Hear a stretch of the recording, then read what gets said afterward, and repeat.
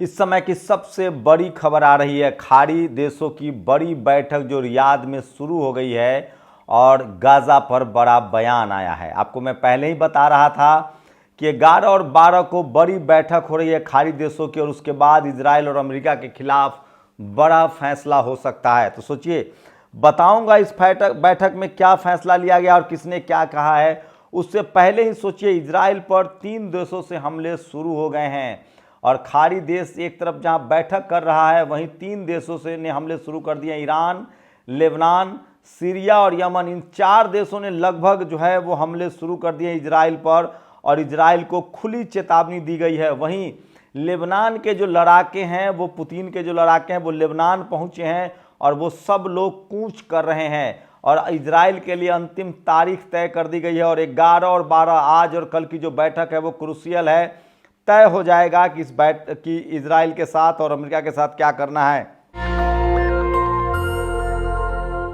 और हमास की ये चाल पता चलते ही इजराइल के आर्मी में सनसनी मच गई है। तो सबसे बड़ी खबर जो है इस समय कि इजराइल पर 3 देश जहां हमला कर रहे हैं, वहीं रियाद में जो बैठक हो रही है उसके शुरुआत जो है वो सऊदी क्राउन प्रिंस ने किया है और उन्होंने अरब लीग के नेताओं को कहा है। इस्लामिक जो बैठक हो रही है, सुनिए, ये रियाद में जो समिट हो रही है उसमें जो अरब लीग है उसके और इस्लामिक कॉपरेशन और मोहम्मद बिन सलमान ने सबसे पहले ओपनिंग रिमार्क्स में कहा है कि सबसे बड़ी खबर बता रहा हूं, मोहम्मद बिन सलमान जो सऊदी के क्राउन प्रिंस हैं, उन्होंने अपने डिलीवरिंग स्पीच में कहा है सीधे सीधे कि तुरंत गाजा में मिलिट्री ऑपरेशन को रोका जाए और जितने भी लोग गिरफ्तार हैं, प्रिजनर्स हैं, उनको रिहा किया जाए। तो ये सबसे बड़ी खबर बता रहा हूं कि अरब लीग मतलब पूरे खाड़ी देशों ने तय कर लिया है कि अब अगर एक दिन की भी देरी करता है नेतन्याहू तो उसके लिए बहुत मुश्किल होगी। वहीं सोचिए, पहले भी यूनाइटेड नेशन में 120 देशों ने शांति प्रस्ताव पर दस्तखत किए थे और इजराइल को कहा था, इजराइल ने मानने से इनकार कर दिया, नेतन्याहू ने सीज फायर से इनकार कर दिया। बाद में फिर उससे कोशिश की गई, बाद में फिर उसने इनकार कर दिया। अभी फिर कई देशों ने कहा था, जो फ्रांस में बैठक हुई थी, कि सीज फायर किया जाए और घंटे बढ़ाए जाए, राहत सामग्री दी जाए, लेकिन बेंजामिन नेतन्याहू ने इनकार कर दिया था। लेकिन अब सोचिए, खाड़ी देश अरब लीग की बड़ी बैठक में क्राउन जो सऊदी अरबिया के जो क्राउन है सलमान, उन्होंने साहब जो कहा है, आप सोचिए, सबसे बड़ी खबर बता रहा हूं इस समय की जो सबसे बड़ी खबर है, मोहम्मद बिन सलमान नाम है इनका, माफ़ कीजिएगा, मोहम्मद बिन सलमान ने साफ साफ कहा है कि इजराइल तुरंत हमला रोके, मिलिट्री ऑपरेशन रोके और सारे प्रिजनर्स को रिहा किया जाए।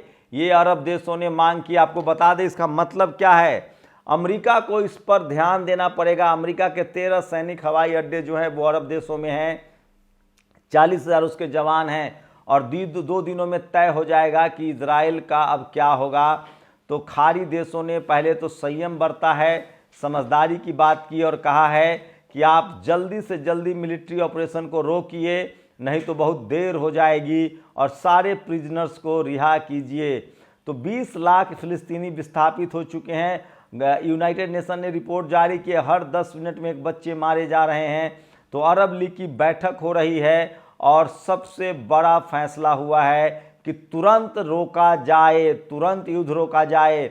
अमेरिका को इस बात को मानना पड़ेगा, बेंजामिन नेतन्याहू को मानना पड़ेगा। इसका इम्पैक्ट क्या होगा, कल तक अगर गाजा ने पर हमले नहीं रुके, अगर इजराइल ने बमबारी नहीं रोकी, तो आप समझ लीजिए कि पूरा का पूरा खाड़ी देश अमेरिका पर भी, अमेरिका के अड्डों को भी नेस्तनाबूद करेगा, उसको हटाएगा, बोरिया बिस्तर अमेरिका को समेटना पड़ेगा। और शायद ही इजराइल पर अभी फिलहाल 4 देश हमला कर रहे हैं, ईरान, सीरिया, लेबनान और यमन, और धीरे धीरे 60 के करीब जो खाड़ी देश हैं वो एक साथ टूट पड़ेंगे।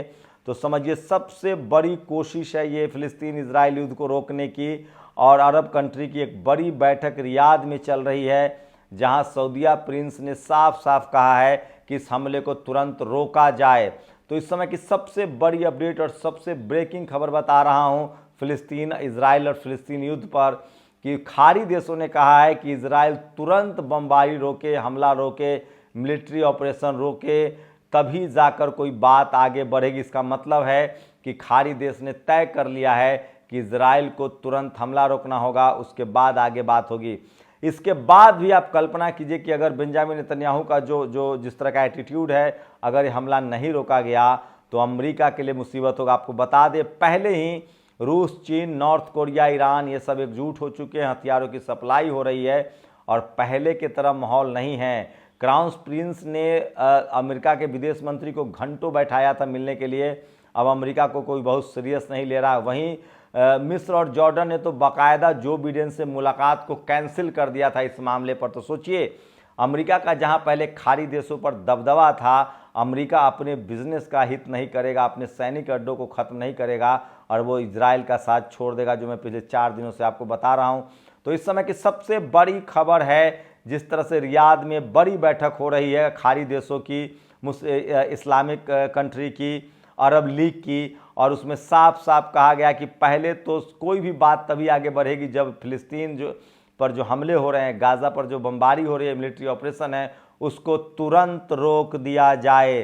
कल तक सारे मामले साफ हो जाएंगे। अभी सबसे बड़ी खबर है कि अगर बेंजामिन नेतन्याहू ने, इजराइल ने हमले नहीं रोके तो फिर अगला 24 घंटा बहुत भारी पड़ेगा इजराइल पर और अमेरिका पर। आप लोग अपनी प्रतिक्रिया जरूर दीजिए। शुक्रिया। नेशनल दस्तक की आपसे गुजारिश है कि अगर इसको बचाना चाहते हैं तो नेशनल दस्तक को सब्सक्राइब करने के लिए रेड कलर के सब्सक्राइब बटन को दबाएं, फिर बेल आइकन की घंटी दबाएं। नेशनल दस्तक को बचाने के लिए बहुत जरूरी है कि हर खबर को शेयर करें, लाइक करें, कमेंट जरूर करें।